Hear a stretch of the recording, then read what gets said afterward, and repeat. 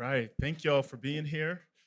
Um, I'm really looking forward to this conversation. I think I'm going to learn just as much as all of you in the room, and I'm excited about it. To start the conversation, we're going to have these big questions about race and class and Katrina, but I don't want to leave those things in isolation because the learnings here, the lessons are how race and class intersect with our systems, with our institutions, with the people and place where Katrina happened. And so our panel of experts here are going to help us understand these interactions a bit more in ways that I think will help us understand our country more and the places we have for growth. The first place I want to start, though, is to kind of talk about the experience of living through Katrina. Um, I have to remind myself that 20 years ago wasn't yesterday. I turned 50 next month, so it feels like everyone knows Katrina. No, everyone wasn't, 30 years old when Katrina happened. And so I want to ask, like, where you were, what you were doing the moment when you realized not that Katrina was coming or that it had hit, but that it was bad and very, very bad, maybe even, nation-changing bad. For me, I was a military officer. I was in Omaha, Nebraska at the Strategic Command, and there was a war going on. We were thinking about cyberspace and intelligence and all this stuff. And I remember walking by with the director of the National Security Agency at the time, looking at a TV and seeing people wading through water with their belongings on their shoulders, wondering how in the world in this nation with all this money, this powerful military, are there people basically neck deep in water without help? Where's the government? I knew where we were. We were not thinking about Katrina. We were thinking about war. And at that moment, I felt like there was a disconnect in what the nation's potential was and where its priorities were. And that moment for me is where I recognized Katrina could be a moment for the country that maybe there was no going back to the previous version. So I want to ask all three of you, what do you remember that moment that Katrina really hit you to signal this was going to be different than before? We just sort of go down the line here with Catherine. Sorry. Well, first of all, I just want to make sure my mic was on. Good morning. Uh, I'm Southern, so I have to always speak. Um, but during that particular time, I just remember I was in Montgomery, Alabama. Um, a lot of times when we have these storms and they hit that part of the Gulf Coast, we're impacted as well. A lot of people don't realize how big these storms are. When I realized how bad it was we had power outages in Montgomery.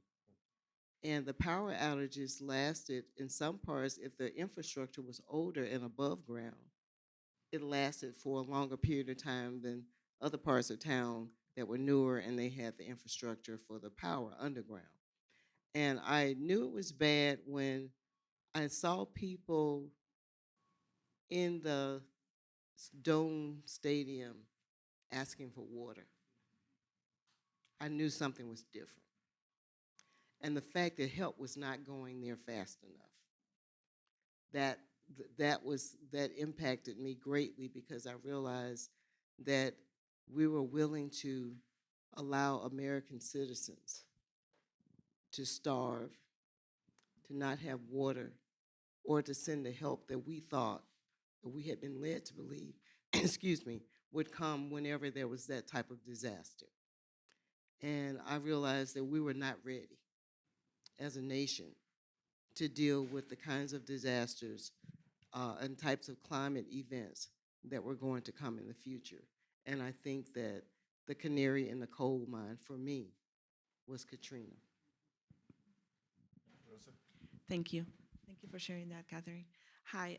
So at the time, I was living in Biloxi, Mississippi, which again, similar to Catherine's experience, didn't get a lot of coverage, right? So I remember there was a hurricane before, I believe it was Ivan.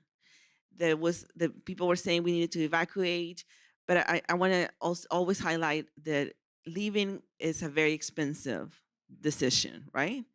And it's not a decision that everybody can make.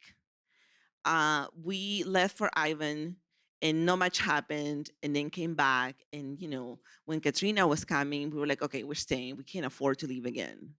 So we decided to stay in Biloxi.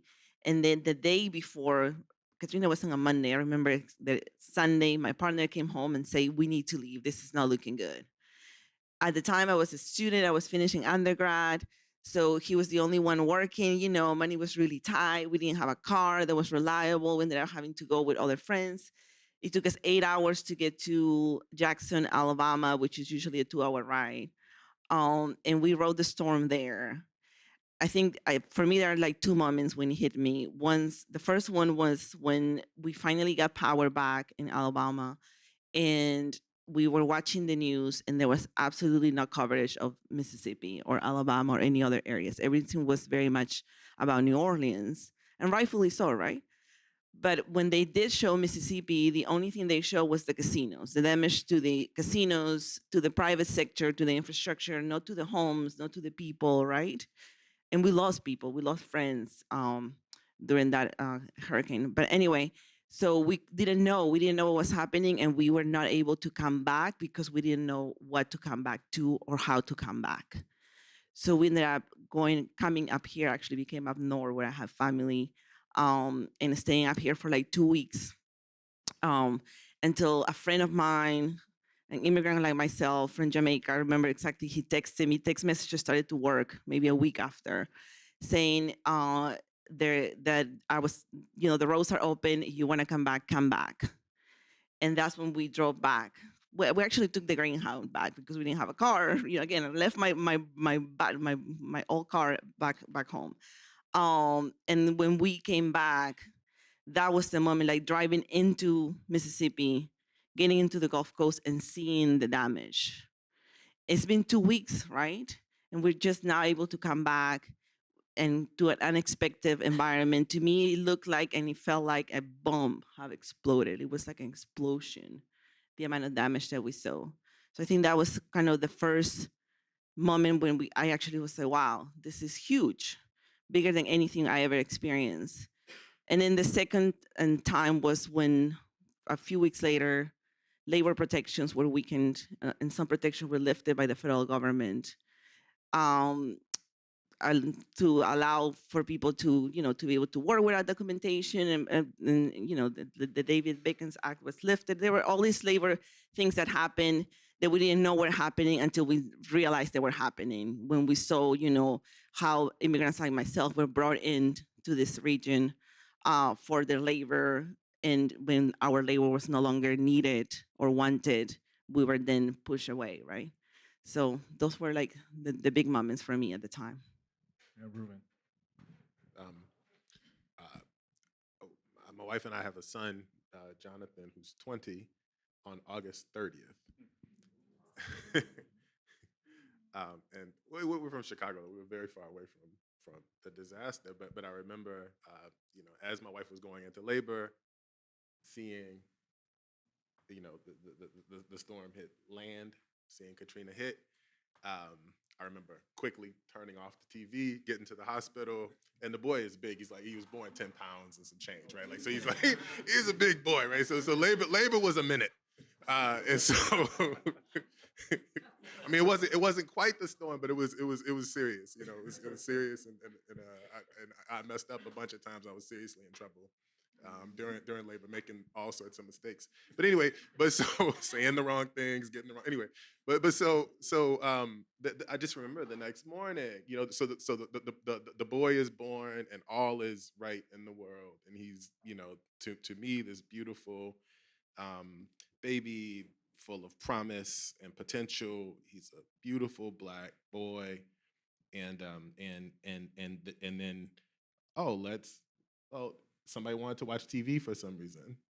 And we turned the television back on, and people are on roofs with signs, and people are wading through waters with signs.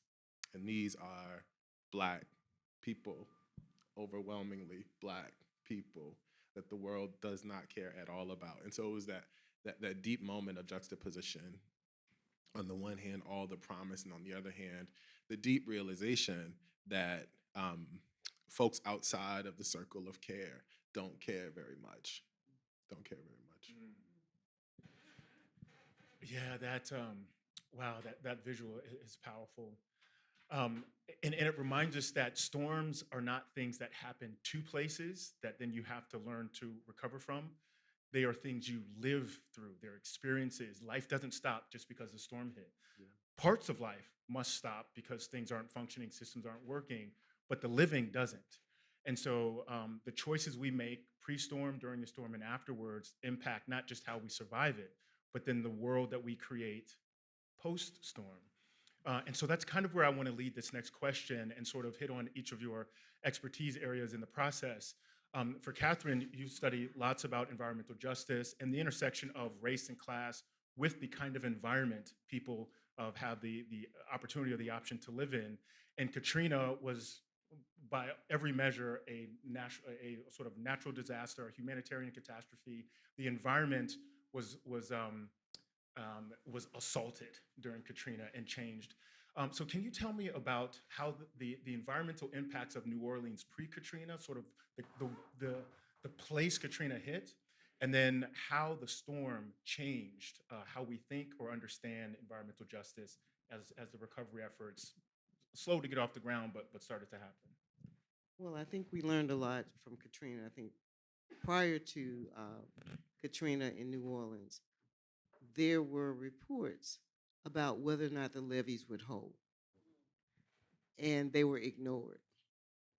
And I just remember going back looking at the local media that had done a series of articles on the levees and predicting this. And I think that in this country, we have a hard time dealing with reality until it hits us. And instead of preparing for it, I guess people look the other way until it happens. And then when Katrina happened, I think one of the things that was really obvious to me when I got a chance to go there after Katrina with General Russell Honore, who ended up coming out as a hero to local folk because he was local, and he also went in um, bringing back humanity to a situation that had become very inhumane in terms of the way the government dealt with people that were impacted. Um, when I went back there, I guess one of the things that was glaring to me is where people were settled. I think if you look at the settlement patterns of New Orleans and who survived and who didn't, you can tell that a lot of that had to do with redlining and who could get loans to buy homes where. So, of course, the areas that I just remember when I was in the military and stationed in Biloxi, I always said, well, if they let people of color live near the water, it must be a dangerous area. So, uh, likewise in New Orleans, and to see how where even today where people are living, there's a possibility of this happening again. And as it relates to environmental justice, what we've seen is that it's generally uh, where people are marginalized, who cannot afford to hire the lobbyists to get that path or that factory moved somewhere else. Um, we saw that at Standing Rock, and the reason why it didn't go through Bismarck and went the way it did was because of the power of the people to move it, who had influence. And then if we look at Boxtown right now in Memphis, where Justin Pearson is fighting this factory, this data center that's in the area, who's living there, who's impacted by it. And I'm going to take it a step further. Because in this country, what we're learning that it's not just based on race, it's also based on money. We just went to East Palestine in Ohio. East Palestine is an area that's about 97% white. I think when we went there with our group, the black population went up. But what I will say, and this was not a disaster that was caused by nature, this was caused by man. But the people there, what I kept hearing there was Flint. And some people referred to Katrina. So I think it's important for us to have these discussions because we're at a point in our country where class is determining who gets help and who doesn't. Class is going to determine, or if you're in a wildfire and you're in a certain part of the country, there may not be any help coming. Politics is determining that too. I didn't want to say that, but I think I need to say that. But I think that we're at a point where we're not even acknowledging that climate change is a thing. The states that are the most vulnerable are those that are in the eye of the storm. And as we talk about Katrina today, another storm is churning down in the Gulf. We could be going through this again and again and again. And I'm not even sure if there's a FEMA anymore, because the call center, you can't call for help. So we're in a different place or worse place than we were in before. And I think that the sad part about some of this is that I think the difference with Katrina is that you had the person who ended up being the savior was local. He was from the area, he was from Louisiana, and people trusted him. A lot of these people that are making decisions now have never been to these areas, don't plan to go to the area, and only go when the camera shows up. And then they leave. And therefore, it continues. And I guess we cannot not mention what is happening in Texas right now. And looking to see where, and I'm from a red area, one of the reddest areas in the country. It didn't stop them from having these disasters. And certainly, it'll be interesting to look and make a comparison about what will happen there versus what happened in New Orleans. Rosa, you mentioned that to get folks to come back, there were a lot of restrictions lifted, and then a lot of folks that were immigrants took that opportunity to find work and establish a new life there. Can you talk about how Katrina reshaped the demographics of the region? And you write specifically about this idea of emerging barrios. And I'm just curious, what did the Hispanic population look like before then? And then how did Katrina and these sort of lifting of restrictions, and then thank you, we got your labor, we don't need any more, please leave. How did geographically, sort of spatially, and demographically did Katrina impact the Hispanic community down there in particular? Yes. So, like I mentioned, I was in Biloxi, Mississippi at the time, and I always joke that before Katrina, we always say before and after Katrina, like now we say before and after COVID, but before Katrina, all of us knew each other. We hung out every Sunday because we were so few. It's not true. We were like, there were a few hundred immigrants in the area. But after Katrina in Mississippi, there was a clear explosion of population. I remember our local church. We went from a small Sunday service to 3 services on Sunday just to be able to meet them. That's how you know the people are here, right? It's by looking at the churches, looking at the stores, new stores. There was one Latino store in Biloxi. After Katrina, there were probably 10 or 20. And that's how you know the community has arrived and they're settled here. I moved to New Orleans in 2009, and I saw a very similar phenomenon, although it's a different community because there is a longer history of Latinx people in the area. But what my research showed that the demographic changes are quite significant, right? Like, so I developed a concept of emerging barrios. Barrios is the Spanish word for neighborhoods. And barrios in the urban planning literature are defined as neighborhoods where the Latinx community is at least 50% of the population. And then there is also a notion of hyper barrios where the Latinx community is at least 75% of the population. We didn't have any of those in New Orleans or in Mississippi. So I developed the concept of emerging barrios, and what I define it as a census tract where the Latinx community is between 25 and 50% of the population. So when I did the analysis of the census data, which we know is not fully accurate, we're undercounted, but just going with those numbers and assuming that they're kind of accurate, right? I found that there was one emerging barrio in the New Orleans metro in 2000, in Kenner, which is where the majority of my community is, or where we're disproportionately represented in Kenner. There was one emerging barrio, so one census tract where there were 25 to 50% of people who self-identify as Hispanic or Latino. In 2010, so 5 years after the storm, there were 9 emerging barrios. 4 in Kenner, 3 in Metairie, and 3 in New Orleans, or 2 in New Orleans, in Mid-City. And then looking at 2020 data from the census, there are 28 emerging barrios in the New Orleans metro, and there is one actual barrio. So there is now one census tract in Kenner too, where the Latinx community is at least 50% of the population. So it is a clear, kind of pattern of growth that is also kind of stands in opposition to what we see with the Black community and the white community that have experienced a decrease since Katrina in numbers.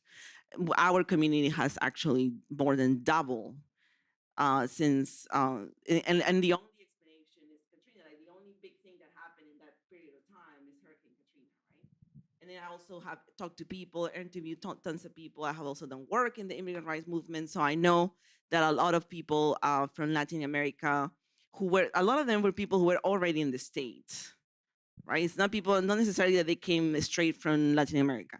They were already in the States in another part of the US, and then they came down to the Gulf Coast because of the Reconstruction era, the job opportunities, and then they start bringing their families, their friends, other people start coming, and then they move into other sectors like the hospitality industry and other sectors, still the construction sector.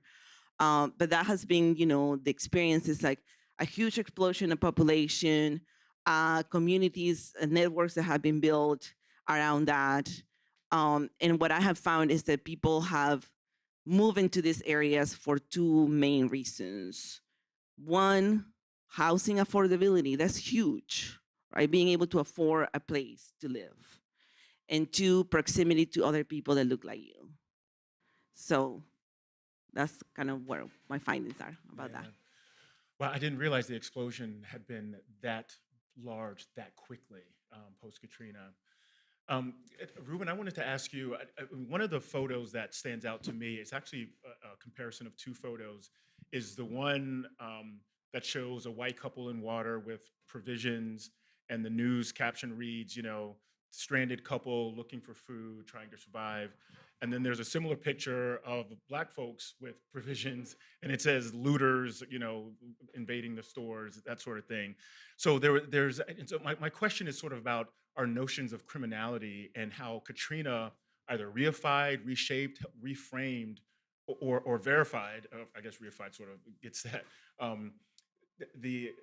Our perceptions or stereotypes of how different communities behave, and the sort of internal, like their desire to survive is seen as morally good in one instance and criminal in another. So could you talk about just sort of like the message to the public around who drowned in Katrina and why, and who the good people and bad people were, and also the sort of its interaction with the criminal justice system or institutions, the prisons and things during Katrina, and how those folks were or were not accounted for? Yeah, thanks for that question. Rosa reminded us in the break room in response to a question that you asked about what happened to the prisoners who were, folks being held in jails and prisons. And Rosa reminded us that about 655 people were just left behind during the storm to fend for themselves, for days without food or water, while Katrina was rolling. And I think that along with this picture really crystallizes the fusion of Blackness, poverty, and criminality in the American imagination. And so if I think about Louisiana is just an interesting state for folks who think about criminal justice. I mean, so the U.S. incarceration rate hovers somewhere in the high 600s to mid 700s per 100,000 people. And it's been like that for the last, I don't know, since say the 1990s, somewhere around that. El Salvador surpassed the United States in 2022 because Bukele does this state of emergency and starts rounding up everybody that gets called a gang member or something like that, which should remind us why registries of all kinds are really dangerous in this country. So El Salvador's incarceration rate is higher than the United States. U.S. in its height is 767. El Salvador is about 1,000 per 100,000 people. It's a whole lot of folks. Louisiana is 1,067. 1,067. Louisiana's got Angola. The lit tells us that places that held slaves have higher incarceration rates than places that don't. This isn't to say that the liberal North is off the hook. That's not the case. But there's a long-standing conflation with Blackness and criminality. And now to think about poverty, I'm thinking about these horrifying infographics that came out of Raj Chetty's shop that were in the New York Times. It was this kind of it was tracing income inequality, and it was looking at a version of social mobility. Raj Chetty is, of course, a famous economist, and he's looking at social mobility, and he you follow the dots. The infographic is moving. You follow the dots. This comes back to an incarceration point, I promise. But so you follow the dots, and you follow the white dots, and the white dots stay steady. Some drop out of their income bracket. Some float up. But there's not a whole lot of social mobility in the United States. Not a whole lot. But there's some among white. You look at the folks that represent Asian people, the dots that represent Asian people. It kind of stays steady, floats up. A couple few drop out. You look at Hispanic or you look at Latinx people, and there's more of a drop off, but it kind of stays steady. You look at those black dots drop like crazy. They drop like crazy. So much so that a black boy from a household that makes $38,000 a year is just as likely to be arrested or incarcerated as a white boy from a household that makes $1 million. I'm sorry, the other way. Black boy, $1 million, white boy, 38,000. Good Lord, I messed that up. Anyway, but I was all drama with it too. I was like flailing the hands and you know what I mean? I was like ready for the point. Anyway, okay. All this to say, so then those of us who are paying attention to crime, to the way crime is covered, to the way people think about crime in the American imagination are unsurprised that this is the depiction, that it reflects it. And that this relationship between the presumption of criminality, race, and poverty is just wild. And how that relates to public policy is also a wild kind of thing. I mean, so the first God didn't come from DJ Khaled. It came from some public official in Louisiana who said we've been trying to, something to the effect of, we've been trying to clear out the housing. We've been trying to clear out public housing for years and years. God did it. God did it in the wake of Katrina. And so Black folks' survival strategies are criminalized. These are things that we know. Poor folks' survival strategies are criminalized. These are the things that we know. And when folks complain about their survival strategies being criminalized, about wanting opportunity, this kind of thing, then the brakes get pumped. Whoa, what are you complaining about? I want to give one example, and this comes directly into the point that you raised about the demographic shift. So I was at a Policy Link conference in 2008. This is 3 years after Hurricane Katrina, obviously, and we had done the poverty tour. A cab driver had taken me around to show me, Katrina, and I got to peek my head inside some places and jump back in the cab, and he's driving me around for an extra tip or whatever the situation is. And one thing that struck me was the fact that the water lines were still there, that, it's 3 years later and their houses still have water lines on the doggone outside of the house, let alone what's going on the inside, water lines at 7-8 feet high. It was horrifying. So then we go back and we watch this great documentary by Danny Glover called Trouble the Water. It was a fantastic documentary. Folks haven't seen it. It's really worth seeing. And there's this discussion about the way people are covered, how folks think about Black people, the displacement of Black people, the pushing out, the God doing it of this equation. And somebody stands up and says, well, we want to rebuild the city. It's a brother, it's a Black person, says, we want to rebuild the city. But we can't because, now he says, Latinos are coming in and pushing us out. Now, okay, racial politics are complicated. Groups are being used in all sorts of ways, right? Like to your point, when you know the group gets discarded after, right? Like demonized, discarded. I also learned that there were Indian workers that were being shipped over, right? Like guest workers, and then kicked out like shortly thereafter, held in trailers with formaldehyde. But what do people say to the brother who stands up and says, "We want to work, but we're being pushed out"? They say, "No, no, no, that's divisive. What you see with your eyes isn't true. Your eyes are lying to you. That's your internalized racism speaking." So in response to your point about this fusion of blackness and criminality, it's wild, it's interesting, and this moment was a deep moment of crystallization that told the folks on the ground what people really felt about people who don't have means, especially Black people in this country. Right, which is sort of, I mean, that's a perfect way to sort of segue into this next question for all of you. And it's whether the race and class conversation about Katrina is a race and class conversation, or if there's a separate conversation to be had about race and a separate conversation to be had about class. And so I wonder if there's I mean, to the point you raised about like a well-off Black child is just as likely to get arrested as a white child who may be working class or in poverty. Are the dynamics in race and class, particularly in the region, so intertwined that you can't have one conversation without the other? Or is there a conversation where this is a class conversation about distribution, fairness, equity, or this is a race conversation about sort of belonging, equal rights, opportunity?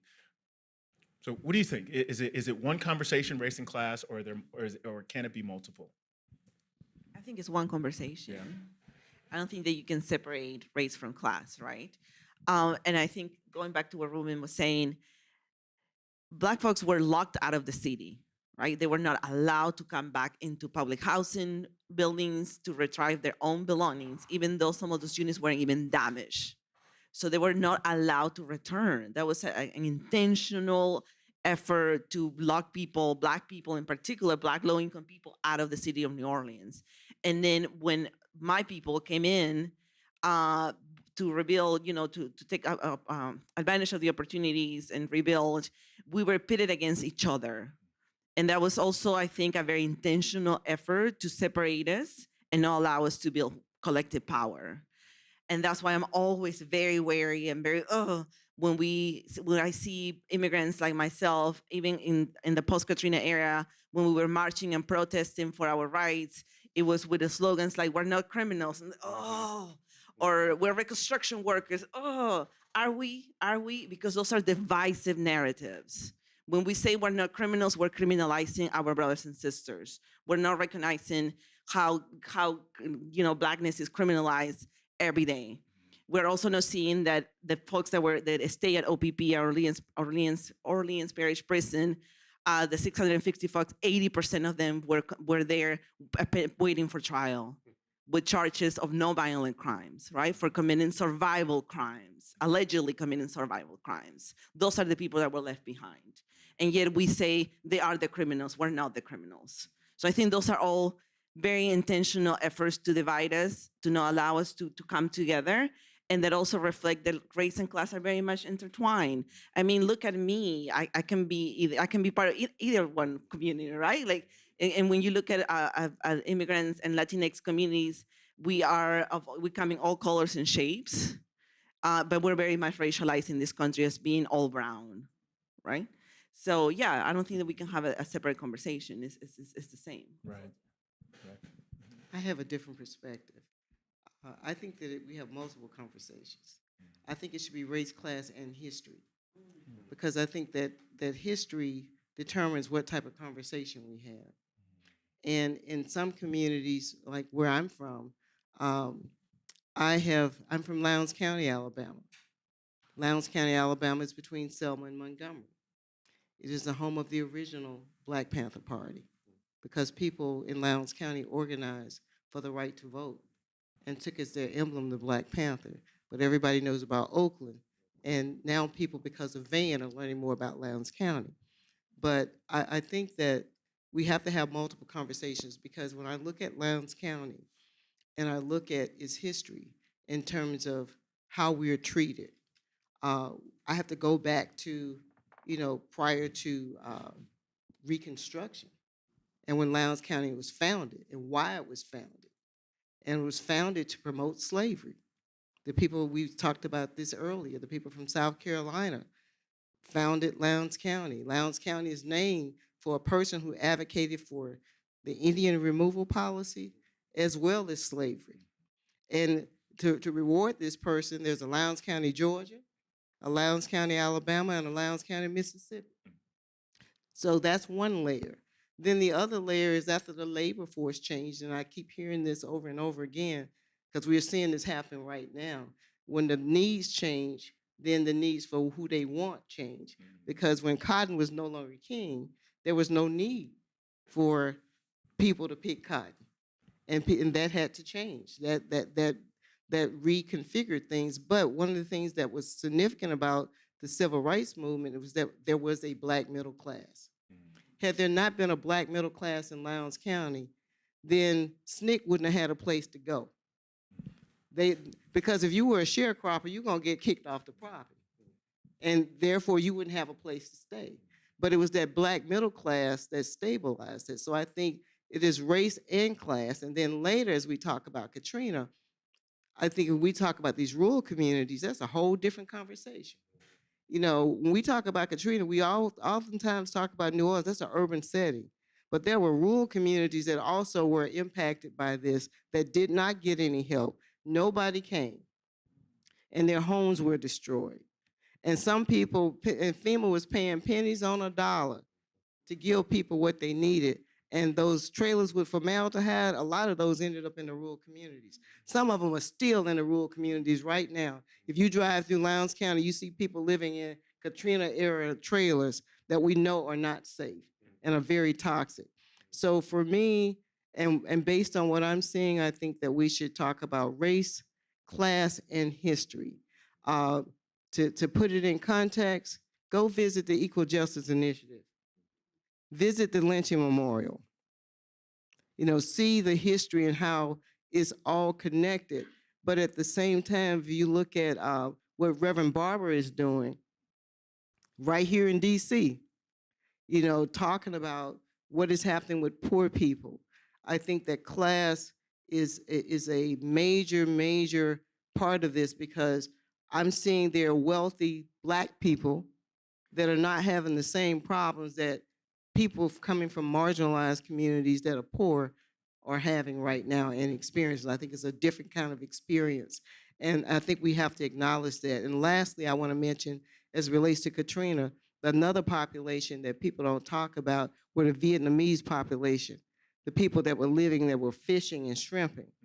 And when I went down to the Gulf Coast, to the Mobile area, where there were lots of Vietnamese families were living there, they had to go back into their homes when they still had mold in it. That story is not being told about how those families were impacted as well.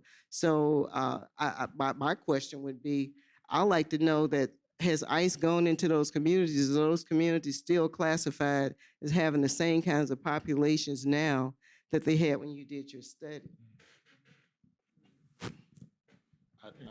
I'd love this conversation, and very much appreciate the, I don't know, eye toward its sophistication, but I don't want to say that and then obscure it. Like, I don't want to say that and be like, okay, it's like it's too much. No, like, I mean, for the general public, not for folks who get paid to think about the stuff or that, like, this is our jobs or something like that. But I want to think about race and class and history in an example, in a recent example. So let's pretend that Katrina's history, like listen, and I want to think about how race and class mattered for the administration of these very meager benefits, for example. And so there's a literature that comes out in like 2012, which is very recent history, on something that political scientists are calling administrative burdens. And so what is it? Why don't people who need help get help? is one of the questions. And so the specter of American racism and also the hatred of the poor causes us to blame people who are in the middle of a circumstance trying to figure it out for the circumstance itself. It's something that they did. And so how does that express itself? How does that express itself? So when you're grabbing a loaf of bread from the store, you're stealing. That's how it expresses itself. Even though there's 6 feet of water and you got to wade through it to get the bread or the eggs or whatever. And if you happen to grab the TV because you could sell it, okay, we can have a conversation. I would definitely grab the TV anyway. Okay. So how does that show up in something like government benefits and how people get it? Well, when folks apply for things, there's a presumption. There's a skepticism. There's a presumption that people are going to use the benefit for the wrong thing. So all these requirements get dropped in getting it. And in Katrina, one of the requirements was have paperwork to show your place of residence so that you could get benefits from FEMA. Your house is underwater. How do you show? How do you show? So the presumption that you're going to steal the benefit, that you're going to use the benefit for lobster or whatever the situation shows up, and that's a racist presumption, but that's also a class-based presumption, because the presumption is that poor people are poor because of their decisions, because of their habits, because of what they do. So every decade or so, the American Enterprise Institute partners with another conservative think tank to put out a survey that asks poor people what they do with their money.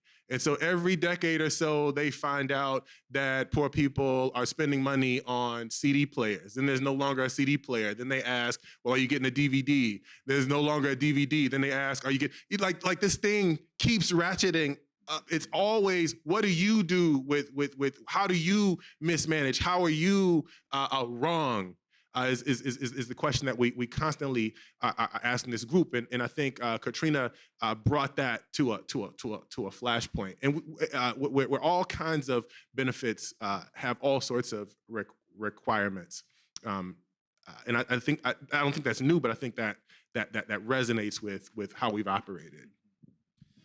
Yeah, so we're going to open it up to questions here in just a little bit. So please get your questions ready, and we'll have a mic runner that will come around to ensure your questions are heard by both us, but also the folks online. So while that's happening, I wanted to ask one last question before we go to that.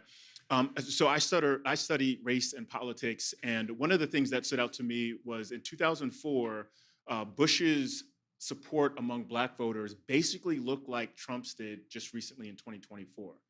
And what happens in 2005, Katrina, Bush's Black support falls out. And then Obama comes on the scene, and again, it took 20 years for Republicans to regain what they lost in 2004. And I think Katrina wasn't just something that happened in the process of an alignment underway. I actually think it was a catalyst for it. And not just Katrina, but even Barack Obama's chances in 2008, I think were very much connected to the perception and the reality that the United States government mismanaged not just the war or the housing bubble burst, but also Katrina. And Kanye West famously said, George Bush doesn't care about Black people. And I think he wasn't being, I think he was channeling a sentiment in the nation instead of being sort of avant-garde, maybe in his approach, but not in the sentiment. So in your areas, did Katrina, was it a turning point for your area of study? Was it a focusing event? How does your work look different pre-Katrina compared to sort of now 20 years post? Or maybe it says, yes, what we thought about the country is true, and here's another data point. Well, for me, my work certainly has changed because prior to Katrina, and Katrina wasn't a flashpoint for it, but people didn't even acknowledge that there were people in the United States of America living with raw sewage on the ground. So it was still America's dirty secret then. And for some people, it's still America's dirty secret now, because it's almost inevitable whenever I go somewhere, people come up to me and say, oh, I didn't know that there were people that didn't have toilets that worked. But that's been a problem in America. But just think about during Katrina, you not only had alligators in the water, you had sewage in the water too. And the sewage that would have been at your house is now at somebody else's house. And I'm just interested in knowing whether or not there are diseases that came about as a result of this hurricane and the breakdown in all these systems that where everybody was exposed. Uh, and I guess because of Katrina and because of these climatic events in terms of my work, I think that's when I started thinking about um, more and more about tropical diseases like Zika. Because Zika, it was doing Zika when I started thinking about and all the mosquitoes. And that's when I started thinking about the sewage on the ground in Lowndes County and whether or not, because of an experience that I had with mosquitoes nesting on raw sewage and biting me, are there other kinds of diseases people could be exposed to as a result? And I mean, even when we think about what's happening in Texas right now with the floods, a lot of those places are rural and a lot of those places have failing septic systems or no septic systems at all. And all that sewage is in the water. They even test sewage now for disease outbreaks before it becomes a disease outbreak. But I wonder about that. And for my work, I think that that's one of the reasons why we ended up looking at environmental justice through a different lens and combining it with science and working with the scientists at Baylor's National School of Tropical Medicine to be able to show, because until we did that study with Baylor to show hookworm and other tropical illnesses in Lowndes County, people were not paying it any attention. I had been doing that work since 2002, but it was actually 2017 when the study was published, when people started to pay attention and realize, oh, just because it's over there doesn't mean that it can impact me.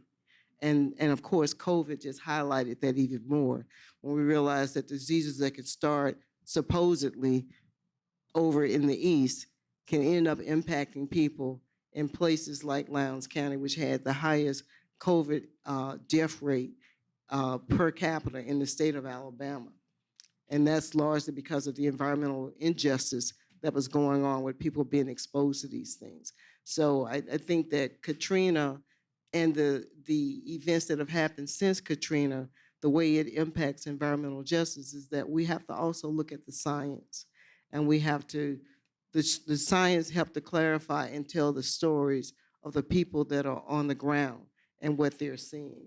And that's going to be, I think, even more important going forward as people are looking at things that are real and saying that they're not. I won't even go into that. That's another session. That's right. But anyway, That's I'll exactly stop there. For me, I think that Katrina kind of shifted my perspective. So I was a fairly new immigrant at the time. Came to this country in 2002, right? Katrina hit in 2005. So I've only been here for like 3 years. I was aware of the inequities. I think that they were exposed by Katrina and then exacerbated by the response to Katrina, right? It shifted my perspective. It made me see. So I've lived neoliberalism in Latin America. I lived it. I was born in the 80s. You know, like I know what it does. I know what the privatization of public services do to communities. I know what happens when the state retrieves and then people are left to their own devices. I lived that in Latin America, and then Katrina made me live it here. So I saw it here in a different environment. You know, it's different, but it's still similar in what it does. So it made me focus my research on my work, looking at neoliberal policies and their devastating impact in our communities and in our everyday lives. And then from a personal perspective, I think Katrina, the post-Katrina, I will say 2-3 years after Katrina is when we started seeing what we're seeing now, this anti-immigrant policies, narratives, efforts. One of the biggest raids in Mississippi was in Laurel, Mississippi in 2008. Over 600 families were separated during that raid. I was there for that response. And many of those people were folks that came to the Gulf Coast. And then when the reconstruction jobs were no longer needed, they moved up to Laurel, which is kind of the middle of the state, right? To work at the chicken poultry plants, where a lot of our folks are in poultry plants even today in Louisiana and in Mississippi. So that was kind of my first kind of on your face, you're not wanted, you're not needed, you are actually hated, and people are intentionally trying to kick you out just because of the way you look and because of this idea that you're stealing people's jobs, which is very much how I feel today, almost 20 years later. So. Yeah, thanks for the question, and again, like I'm just blown away by the conversation. I wanted to think about. This is why I have my laptop, because I have a note about this West. Kanye West. First of all, I missed the old Kanye. Like, let me just say that. Yeah, let's stipulate that. Let's say that first. Let's say that first. So in response to this moment, I think Bush was elected as a compassionate conservative, and I think Bush was the last of the so-called compassionate conservatives. I don't mean so-called. I mean, I think compassionate conservatism is interesting, important, but really is about charity.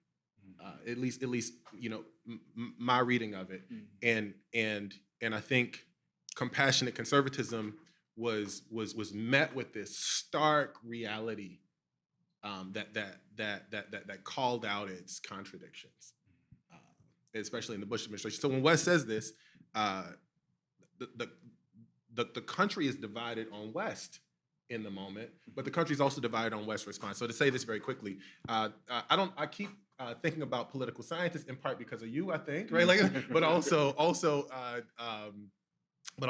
these are the folks who are doing the work at the surveys at this moment. And there's this public opinion survey that Michael Dawson, Melissa Harris Perry, and Kathy Coleman put out to try to figure out, in the wake of Katrina, how the country feels, and especially this West comment.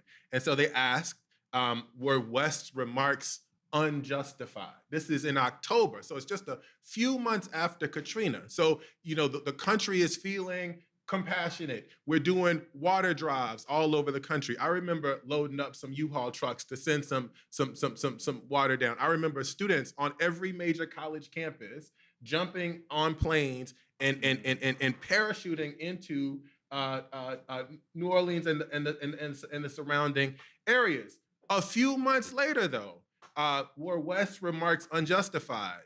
9% of Black folks said West shouldn't have said that. Just 9%. 9. Mr. Old Kanye. 56% of white people said West's remarks were unjustifiable. Now, let's say that's just Kanye West. Let's just say because George Bush is compassionate. Next question was, does the disaster show that racial inequality remains a major American problem? 90% of Black people say yes, of course. 38% of white people say yes. October, not 10 years later, not running up to Trump. Last question, what's more important in this moment? To meet the needs of the people who've been affected by the hurricane, or to do so in a way that you can pay for it? Literal question, is fiscal responsibility important to be thinking about in this moment, or meeting the needs of the people who've been directly affected? Vast majority, over half of white people say fiscal responsibility. And then of course, well, 70-80% of Black folks say. So anyway, I think that there are real limits to this version of politics. And I think there's a aversion to history and to acknowledging a certain reality on the ground that makes folks who are in the middle of a catastrophe feel like complainers in a given moment. And I think this is sort of forecasts for us the responses that we see across the country. But it also, but I think it's important to think about this in Black and white terms, of course, as we are right now. And I'm going to shut up in 22 seconds.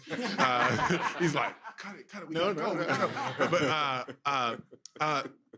But I think the distrust of government is also a really interesting and important thing that creeps in, not just in this moment, is on something of a wave. that begins in the 50s and 60s, when we start to see Black folks get access to benefits that they well deserve. So the welfare rolls explode after lawsuits make it to the Supreme Court in the 1960s that say you can't just deny somebody welfare benefits because you don't like them. You have to give them due process. That was the decision. And after that, the welfare rolls explode, like increased capacity by like 40%. So they're operating at something like 90% of its capacity in that moment. This is the moment where you see distrust of government creep in ways that we hadn't seen before. Then you get something like Katrina, on and on and on. This is a cascading effect where not just there's a disdain for Black people, which is something we have to watch for, but there's also something about the distrust for government of all kinds that lead us to the moment that we're in today.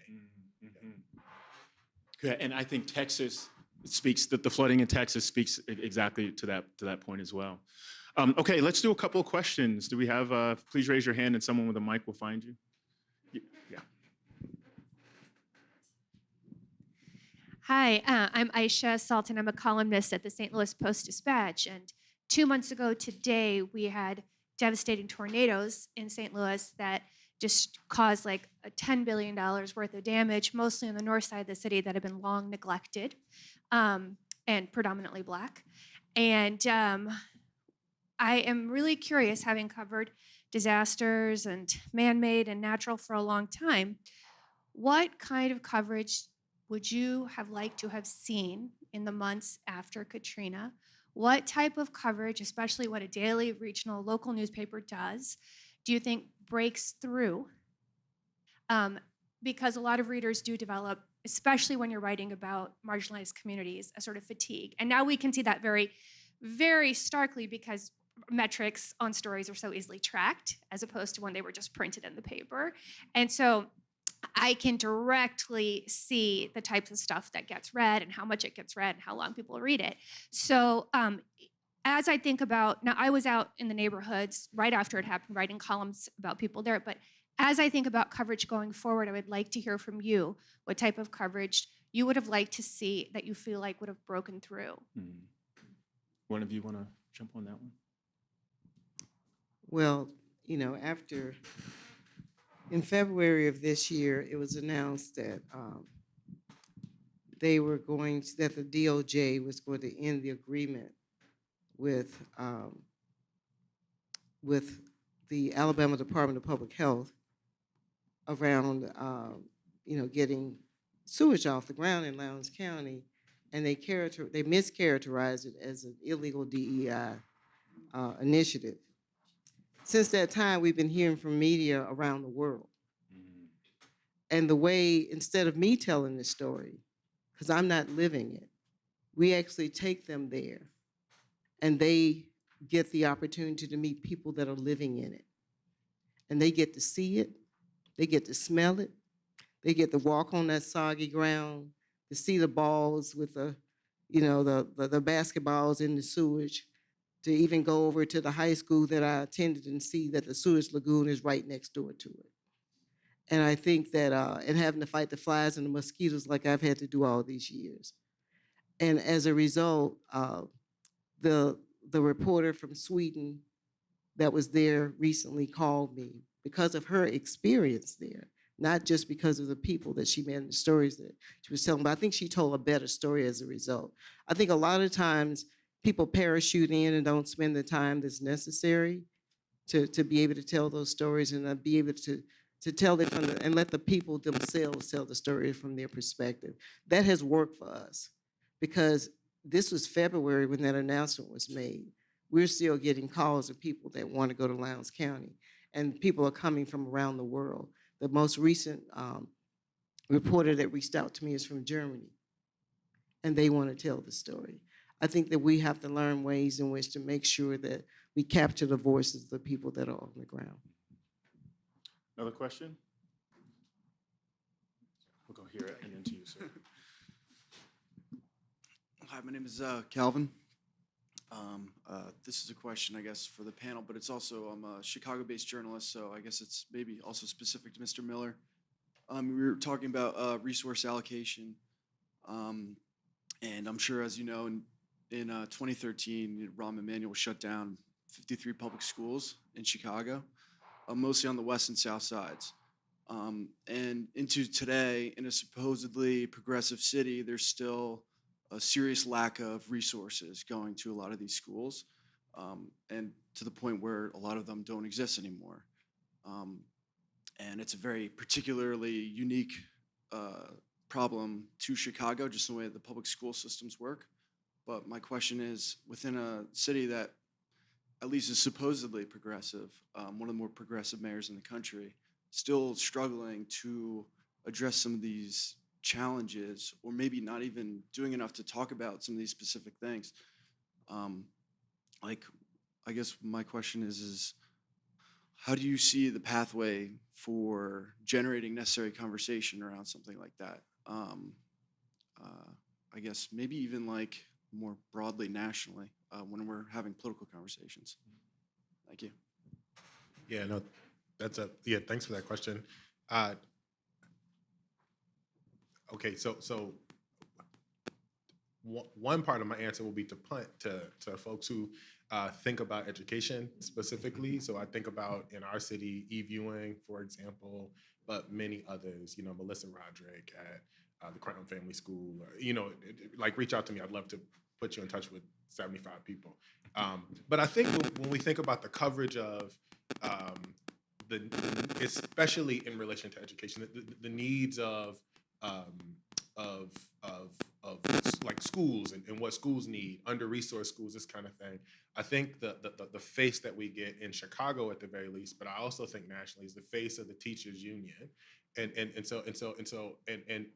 then there's a teachers union politic that gets associated with help for schools. And I don't know that that's necessarily to the detriment of the schools, but I think that we have to break how we talk about students and what students need, the role that schools play.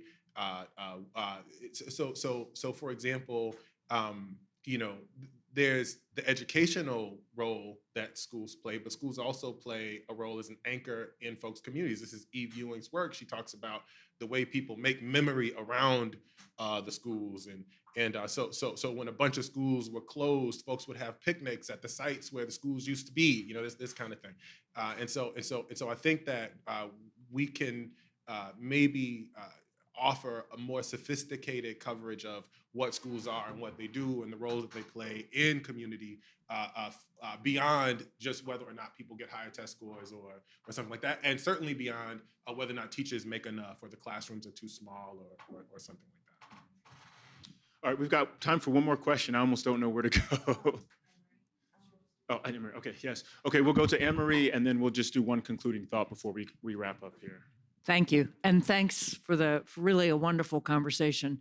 I want to go back to the exchange between Rosa and Reuben on the questions of tensions between the Black community and the Latino community in New Orleans, and just more broadly. And Reuben, to your point, where when that gets raised, one response is, no, you can't do that because that's your racism, that's your othering. And we hear that a lot. And from the feminist perspective, I heard that a lot. Nope, you can't have a tension with another group of women because we're all fighting for women against men.